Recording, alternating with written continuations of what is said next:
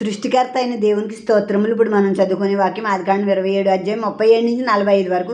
అందుకు ఇస్సాకు, ఇదిగో అతను నీకు ఏలుగ్గా నియమించి అతని బంధుజనులందరినీ అతనికి దాసులుగా ఇచ్చితిని, ధాన్యమును ద్రాక్షారసమును ఇచ్చి అతను పోషించుతును గనుక నా కుమారుడా నీకేం చేయగలనని ఏశావుతో ప్రత్యుత్తరమిగా, ఏశావు, నా తండ్రి నీ యొద్ద ఒక దీవెనే ఉన్నదా? నా తండ్రి నన్ను కూడా దీవించమని తన తండ్రితో చెప్పి ఏశావు ఎలుగెత్తి ఏడవగా, అతని తండ్రి అయిన ఇస్సాకు, నీ నివాసం భూసారం లేకయు పైనుండి పడి ఆకాశం మంచు లేకయు నుండును. నువ్వు కత్తి చేత బ్రతుకుదువు, నీ సహోదరునికి దాసుడు వగుదువు, నీవు తిరుగులాడుచుండగా నీ మెడ మీద నుండి అతని కాడి విరిసివేయుదువు అని అతనికి ఉత్తరం ఇచ్చెను. తన తండ్రి యాకోబుకి ఇచ్చిన దీవెన నిమిత్తం ఏశావు అతని మీద పగబట్టెను.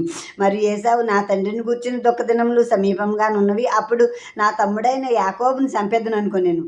రెబ్కా తన పెద్ద కుమారుడైన ఏశావు మాటలను గూర్చి వినినప్పుడు ఆమె తన చిన్న కుమారుడైన యాకోబును పిలువనంపి అతనితో ఇట్లా, ఇదిగో నీ అన్నైన ఏశావు నిన్ను చంపెద్దనని చెప్పి నిన్ను గూర్చి తాను ఓదార్చుకుంటున్నాడు. కాబట్టి నా కుమారుడా, నీవు నా మాట విని లేచి హారాన్లో ఉన్న నా సహోదరుడు లాబాను వద్దకు పారిపోయి నీ అన్న కోపం చల్లారి వరకు, నీ అన్న కోపం నీ మీద నుండి తొలగి నీవు అతనికి చేసిన వాటిని అతడు మర్చి వరకు లాబాను వద్ద కొన్నాళ్ళు ఉండుము. అప్పుడు నేను అక్కడి నుండి నిన్ను పిలిపించేదును. ఒక్కనాడే మీ ఇద్దరిని నేను పోగొట్టుకునేలా నేను. ఇప్పుడు ఇస్సాకు అంటున్నాడు, అతనికి ఇవ్వాల్సిన దీవెనలన్నీ ఇచ్చేసాను, అతను నీ మీద ఏలిగ్గా నియమించాను, అతని బంధుజనులందరూ అతనికి దాసులు అవుతారు, ధాన్య ద్రాక్ష రసాలు అతనికి ఇచ్చేసానని ఇస్సాకు చెప్తున్నాడు ఏశావుతో. ఏశావు అన్నాడు, ఒక్క దీవెనే ఉందా నా తండ్రి నీ దగ్గర?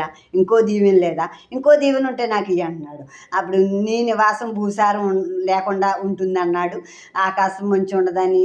ఇంకా ఏమి అది యాకోబుకి ఎన్ని మంచి దీవెనలు ఇచ్చాడో ఆపోజిట్లో అతనికి ఉంటాయన్నాయన్నీ ఇతనికి ఉండవని అతను ఇక్కడ శాపకరంగానే ఇవన్నీ మాట్లాడిన పరిస్థితి ఇది. ఇప్పుడు నువ్వు తిరుగులాడుతుండగా అతను నీ మేడ మీద ఉన్న అతని కాడి విసిరేసుకుంటావు. అంటే ఒక రోజున ఇలా జరుగుతుండగా ఓ రోజు నా కాడి నీకు విరవబడుతుంది అని కూడా చెప్పాడు. చెప్పాక అప్పుడు ఏశావుకి పగొచ్చేసింది లోపల. వీడు నన్ను మోసం చేసి నా జ్యేష్ఠత్వం నా దీవెన దొబ్బాడు కదా, వీడిని నేను చంపుతాను అనుకున్నాడు. నా తండ్రి మరణ దినాలు సమీపించినాయి, అప్పుడు వాడిని కూడా చంపేస్తాను అనుకున్నప్పుడు రెబ్కాయిని, నా కుమారుడా నీవు హారానికి పారిపో, అక్కడ నా అన్నగారు నా పుట్టింటి వాళ్ళు ఉన్నారు, అక్కడ కొన్నాళ్ళు నువ్వు తలదాచుకో, నీ అన్నగారు నీ చంపుతానంటున్నాడు. నీ అన్నగారి కోపం నీ మీద నుంచి తగ్గి ఆ కోపం నీవేం చేసావు అవన్నీ నీ అన్నగారు మర్చిపోయేదాకా నువ్వు అక్కడ దోకో, తర్వాత నిన్ను అక్కడి నుంచి కౌరు పంపుతాను, అప్పుడు నువ్వు మళ్ళీ తిరిగి ఇక్కడికి వద్దు. కానీ ఒకరోజు మీరిద్దరు కొట్టుకు చేస్తే నేను ఏమైపోతాను? అలాంటి పరిస్థితి నాకు రాకూడదు, నువ్వు నా అన్నగారి దగ్గరికి లాబాను దగ్గరికి పారిపో అని ఆ చిన్న కొడుక్కి రెబ్కా చెప్తుంది.